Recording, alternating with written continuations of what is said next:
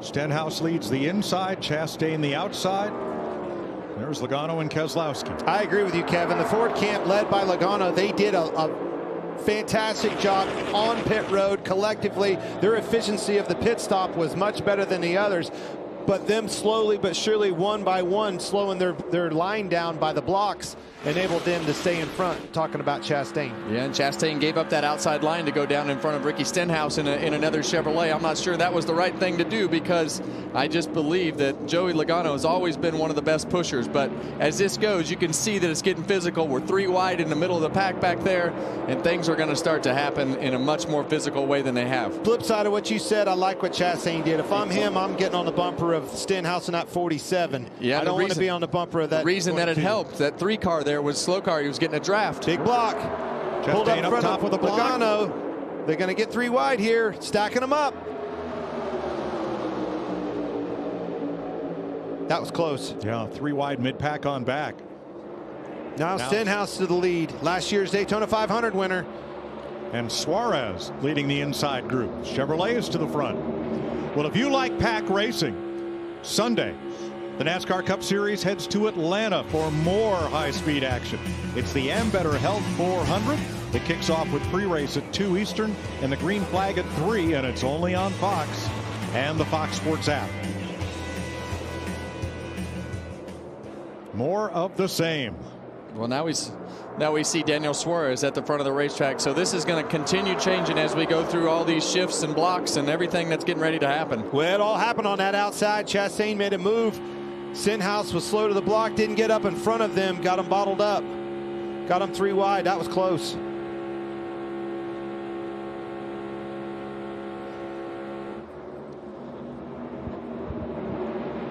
We talk about the importance of finding your teammate and getting online and lined up with your manufacturer and your teammate.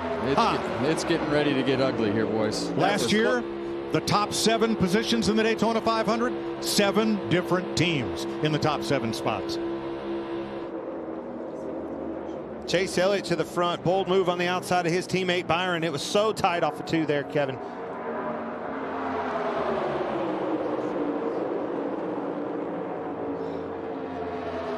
See the 2 Hendrick cars down on the bottom. Alex Bowman pushing William Byron right up to the front. And Chevrolet's now controlling all 3 lanes. Yeah, and right now the control is kind of out the window, because they are just pushing and shoving to try to get all the way to the front, and the pushes just keep getting bigger and bigger. You see the flames coming out of Eric Jones' car there in the 43. And we're told that Bubba Wallace, 2-time Daytona 500 runner-up, is going to have to stop. They didn't get enough fuel to make it to the finish. 3 wide. This energy back there forward. I look back 4 rows back. You see Reddick back there in that black and yellow car. Right in there. Calamity, buddy. It is coming. You can feel the intensity really ratcheting it up right here. I'm with you, Clint. The Toyota's kind of scattered between the lanes, not really together. But look on the high side, 22, 6, 12. Those 3 Fords together, all proven winners. Logano, Keselowski, Blaney. If they can get to the front, they could be tough to deal with. Big pushes in that middle lane.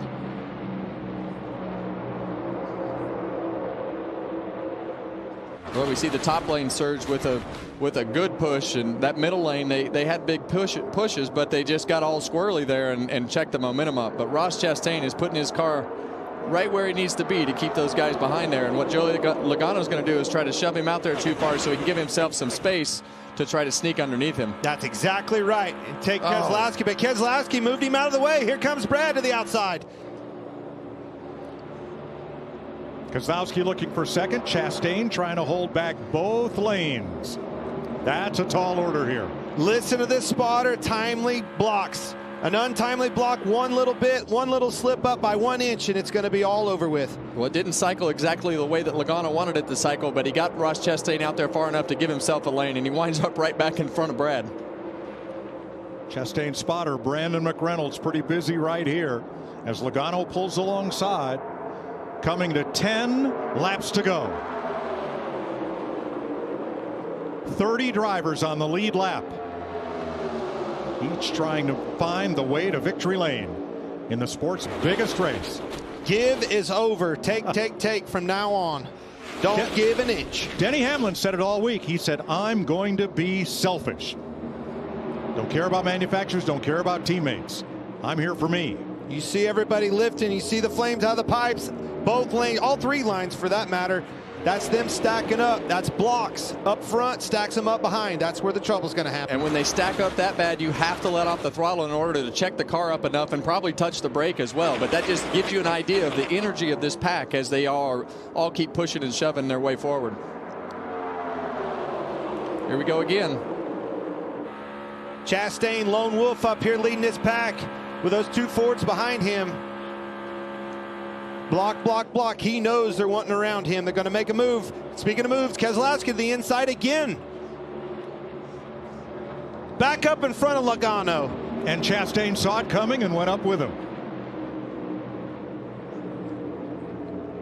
Now Logano the outside. They can't get around. Whoa! Keselowski gets turned by William Byron. Blaney gets caught up. Gilliland, Truex, Hamlin, and more.